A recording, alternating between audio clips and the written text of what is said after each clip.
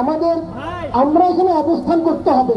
আমি হাত জোর করে সবার কাছে বলছি, কেউ পালানোর চেষ্টা করবেন না, কেউ বোনের বাসায় বেড়াতে যাওয়ার চেষ্টা করবেন না, কেউ বিরিয়ানি খাওয়ার লোভ করবেন না, কেউ মামার বাসায় বেড়াতে যাবেন না। অনেকে এসেছেন চাল ডাল নিয়ে যে বোনের বাসায় দিয়ে আসবে, বেঁচে থাকলে বোনের বাসায় খাসি পাঠাতে পারবেন।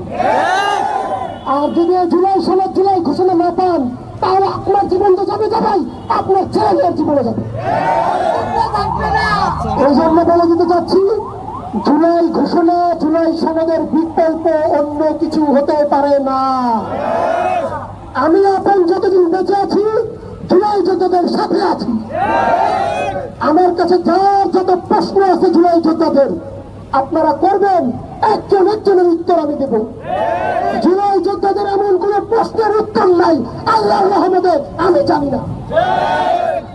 এখানে অনেক ওলামা একরাম আসছেন, বেদবি মাফ করবেন, আপনাদেরকে দাঁড়িয়ে রেখে খাড়া করে রেখে আমরা কথা বলতেছি, দুঃখের সাথে ওলামা একরামের কাছে মাপ চেয়ে নিচ্ছি।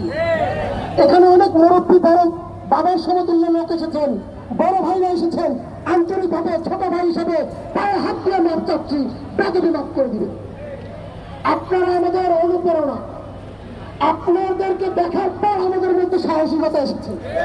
আমি ছোট্ট করে একটা কথা বলতে চাই, যারা 71 আর 24-কে আলাদা করে দেখেন, এটা আপনাদের আলাদা করে দেখে না, স্বৈরাচার শেখ হাসিনার ফ্যাসিস্ট বাদের কায়েম লক্ষ্য করার একটা মাধ্যম। 71-এর অনুপ্রেরণা পেয়ে আমরা 24 ঘটাতে পেরেছি।